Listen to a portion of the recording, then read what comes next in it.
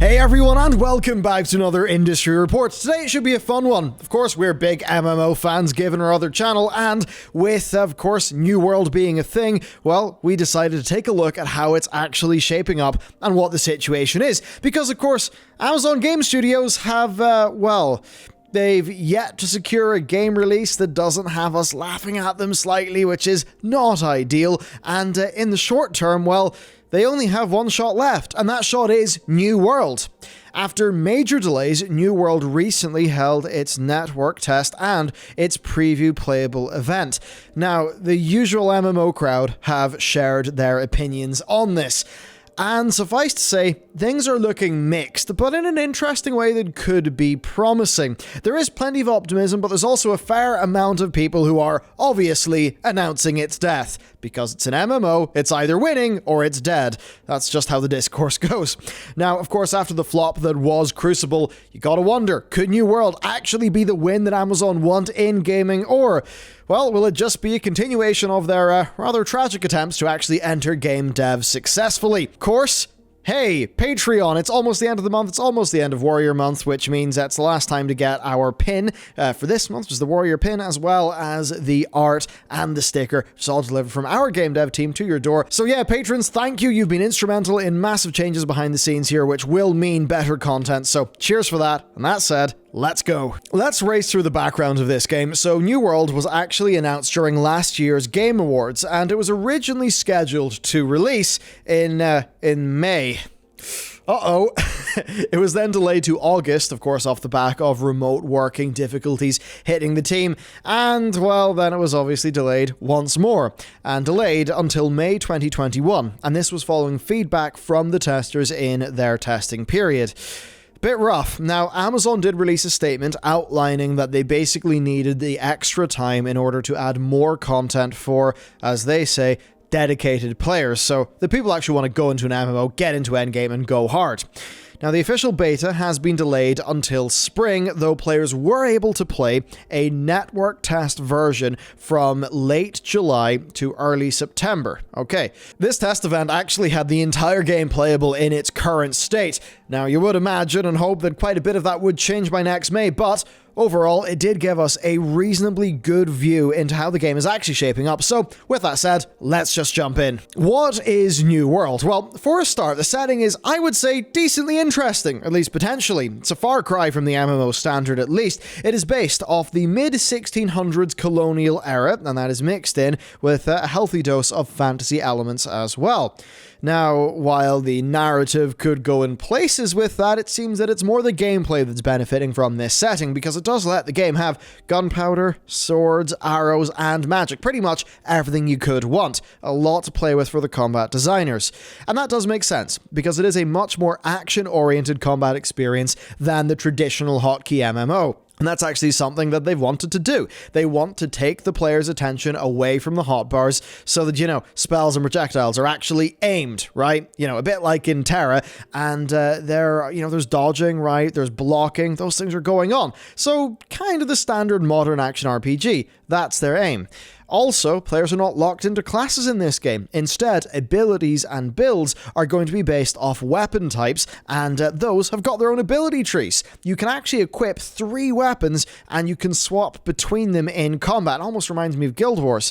And each weapon can have 3 different abilities assigned to it. And that, to me, does sound really exciting, but there's the one downside. Those slots share a cooldown, so if you use your throwing axe as Q, and then you swap to your staff, well, the ability on the Q slot for your staff will still be on cooldown. And I think that this is, no wonder this is actually quite contentious with the players. It does slow down the combat considerably.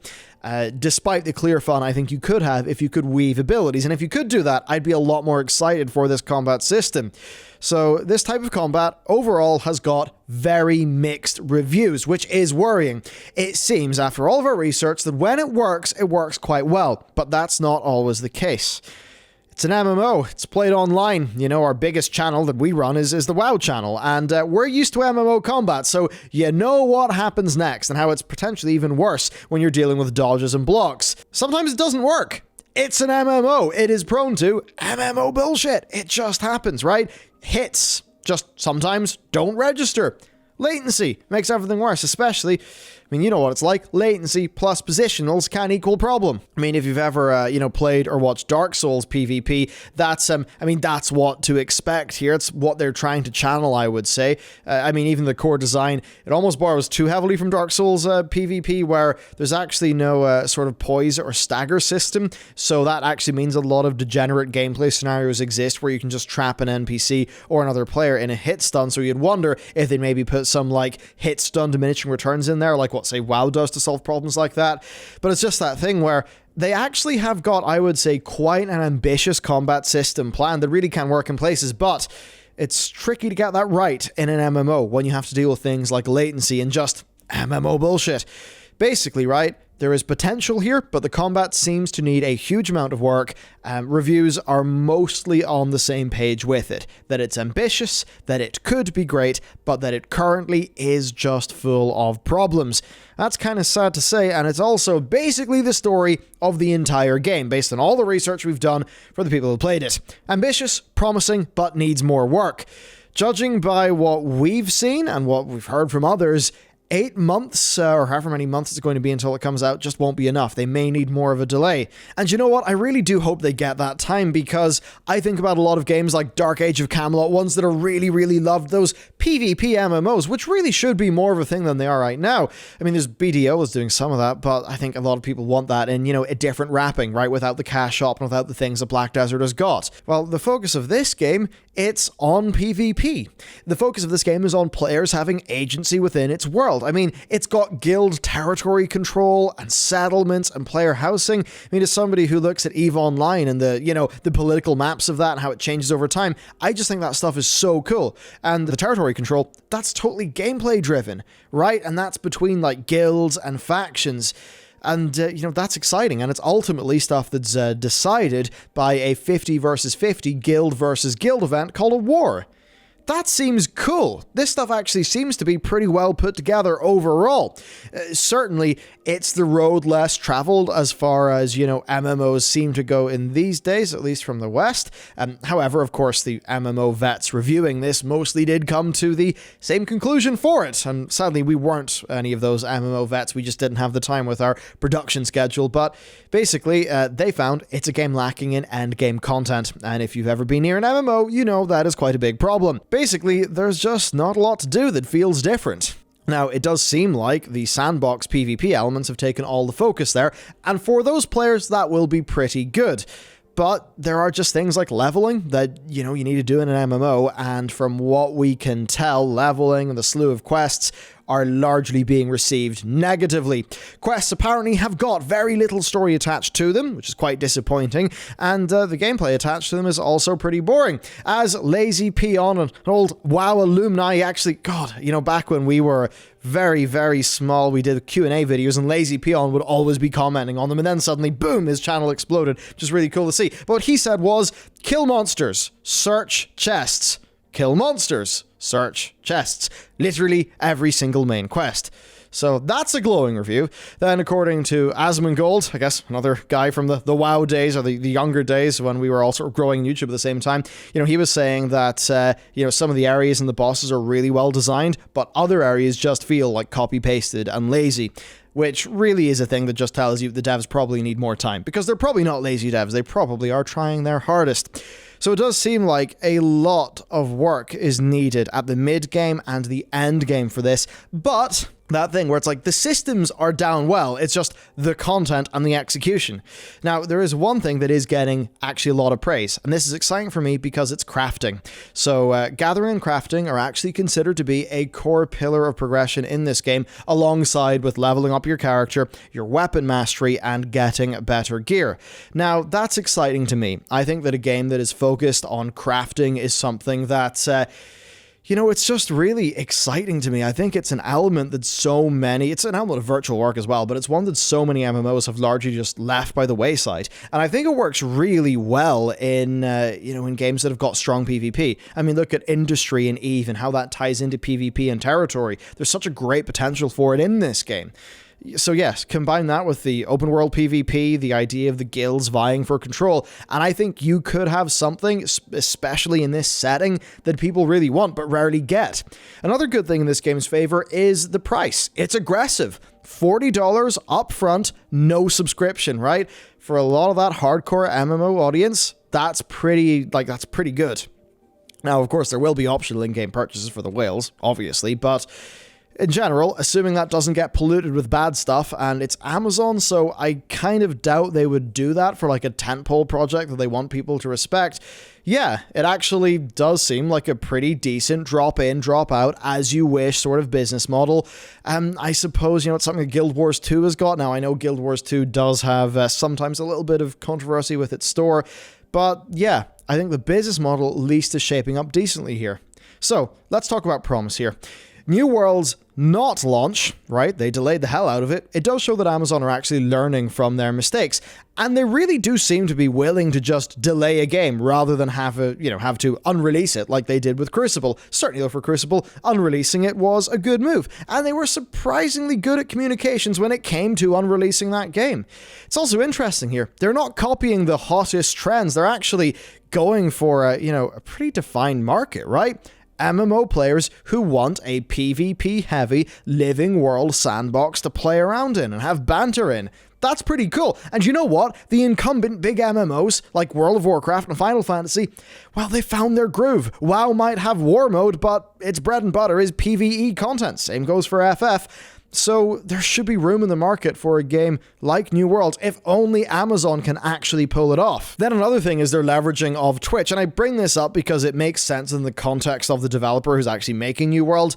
They're using Twitch to build hype. They're not making it be a super integrated core part of the game. So the studio on New World actually had their last game end in failure. Breakaway, right? It was that basketball-esque MOBA that appeared for a bit and then just disappeared. Everyone forgot about it. It had a very heavy Twitch integration, and it basically came out and just totally fizzled away during open alpha, and then it was cancelled. Well, the Twitch approach here is a bit different. So the first day the players were actually allowed to stream or post impressions. Well, it actually did pretty well for New World because it peaked at 344k concurrent viewers on Twitch. Now compare that to Crucible's just over 100k, and I think you see that fundamentally New World is just the type of game that people are more interested in. Also on Twitch, it didn't just completely fizzle off. It came down to a stable enough 25 to 30k viewers for the rest of the preview period, and considering that's a game that people couldn't play and the initial hype of it appearing had went away, that's pretty cool. Now, we should take it with a grain of salt. One thing they did do is they sent, like loads of New World keys to give away to viewers, which is pretty good. It ended up feeling a bit more personal than the Twitch drops sort of automated system, so I think that's better for community engagement. Now, one thing is the New World did hit large creators, right? Like Shroud, Soda Poppin, Summit, and Asmongold. Now, here's the thing, right? Hitting the MMO creators fast and hard with a promising game, that's a really good way to market it, right? And it does actually seem to have pretty much worked out, even though the game had mixed feedback. But you do have to remember something. If Asmongold's streaming it, it just gets 30 to 60k viewers, right? That's just because Asmongold's streaming it. His people are going to be watching him almost no matter what's going on, right? So you do have to worry, and you just have to watch out for, a little bit of artificial numbers here. You can get 5 or 6 really big streamers to play your game, and suddenly you'll have 150, 200,000 views. But then as soon as those streamers go, if your game can't actually stand up on its own 2 feet, that's it. You're going to be, having an issue. So don't take the Twitch numbers to mean that this is a game that people are super, super interested in. I think with an intent to play, I think they're interested in it, but the actual intent to pick it up and play it, right now, that remains to be seen. So let's talk about obstacles in Amazon, because promise aside, there was a lot standing between New World and actually having some success. I think one of them is the Amazon name. And, people hear Blizzard and they can get excited, maybe less so now because people are more skeptical, but you know what I mean, right? People hear Respawn Entertainment and bam, they're on board because it's a dev they really respect and like. And as much as the Amazon teams are probably really well staffed with incredible talent, it still just does have that Amazon name. And I don't think that's going to excite people because, who's rooting for Amazon in general? They're kind of seen as coming into markets, eating things up, gobbling up Twitch. And there's just a fair amount of skepticism there. And also, they haven't released a good game yet. right? That's important. They cancelled Breakaway. The Grand Tour game came out and it sucked. That's not good, you know? It's definitely a situation where their gaming sort of wing has had a few shifts and changes with development and how they're approaching things. They're being decently agile, they're responding to feedback, especially with Crucible. It was cool to see there. They seem to have been pretty, like, mature and responsible with that, and that certainly is happening with New World. They have been pretty agile. They've been responding to feedback. They've delayed the game when it obviously needed to be delayed, but... you know, will they actually be able to make it happen? It's kind of hard to tell right now. Amazon games, they just don't have that track record. Also, it's an MMO. It's hard to penetrate that market. I mean, WildStar was going to kill WoW with hardcore 40-man raids. What happened to WildStar? You know, these ambitious WoW killers have cropped up over the last 15 years, then they fade away to obscurity. It just keeps on happening. The only other MMO to take a really dominant position since the late 2000s has been Final Fantasy XIV. It's been that game led with that friggin' Yoshi P power, and I mean, that's a game that has the best JRPG story in a decade, and that is being screamed from the rooftops by fans. An incredible achievement for an MMO, and a unique strength. I mean, look, as a WoW player, you know, for me, it's just the WoW classes, right? There's something responsive about it. I just, you know, it's the stuff clicks with me. I like doing a WoW raid to get the ahead of the curve achievement with the guild. That's all great. But then you hear about the amount of story content that Final Fantasy XIV does, and it blows your mind, right? Like, I see a WoW cutscene, and it looks so, like, amateur and janky because they're just puppeting these characters with emotes with a really badly implemented camera, seemingly, well, not really done by sort of people who are really trying to make it cinematic. I mean, maybe they're trying, but, you know, they're not understanding that just because their camera's digital, you know, it shouldn't just sort of translate about the place. And then I looked at Final Fantasy XIV's campaign, and I was like, wow, this is an in-game cutscene in an MMO. What's going on? This camera's really cinematic. This whole thing's really dramatic. The amount of production and effort that's went in here, you know, it's Final Fantasy XIV. I just don't have 700,000 hours to play it. That's basically the problem, but I absolutely hear that I need to go through that game's storyline. That's pretty different. Like, I think WoW has its, like, hardcore sort of WoW players who are really there for, like, the Mythic Plus dungeons and the raids. I think that Final Fantasy XIV has got a lot of people who are there, you know, to dabble in a whole bunch of things, but just have this, like, big shared world Final Fantasy experience. I think WoW has also got a lot of really casual people who enjoy transmog, mount collection, and just WoW as a social venue for their friends. None of those are a sort of big Western PvP MMO, you know, like Dark Age of Camelot. Now, I know there's games like Crowfall that people are pretty excited about, but certainly right now there's not a big entry in that market, and if Amazon, you know, were able to actually succeed there, if they were able to make a really good sandbox-ish shared world PvP experience with really in-depth crafting and economy, tell you what, I'd be absolutely interested in a game like that. But right now, it's the thing where I think people can recommend those cool elements, but it always has got these caveats. Like, the combat is sluggish, it's unbalanced, the end game is not really there, the sort of mid-game stuff, the leveling kind of sucks. It's just a very ropey experience right now. I really do hope they're able to, like, just pull it together, though, because if anything, the MMO side of the industry, it needs competition. I mean, Final Fantasy XIV has clearly not been enough to get Blizzard to snap out of it and just stop reinventing the wheel every single expansion and just pump out a bunch of content. So hopefully New World, Crowfall, and Ashes of Creation, you know, hopefully if most of those can be successful, we'll just get a bit more competition, and maybe it will force some more innovation in the market from the incumbents, which, as somebody who is decently tied to one of those incumbents, I'd love to see. So to close it off, Amazon could have a win in their hands. There's a lot, actually, that's intriguing about this game, but they have a lot to do before launch. I'll say this, though, they've got an interesting niche, no subscription fee, $40 entrance. That could be a winner if they could just get it right. They're releasing into an underserved genre, or sort of subgenre of the MMO market. I think they're primed for success if they can get the fundamentals right. I hope they do. It sounds weird to be hoping that Amazon do well, but there's a little bit of me in the back of my head that's also like, well, if Amazon can make this MMO really good, then maybe the Lord of the Rings one will be really good. Because I'd like it if the Lord of the Rings one was really good. So, there you go. New World, we did a bunch of research, diving into it. That's what we came up with. I'd like to know, though, if you were in that preview period, what did you think? Please, let me know. I mean, man, more MMOs. That's the problem. You never have time to try them all, do you? Anyway, that's it for me. Thank you for watching. I'll see you next time.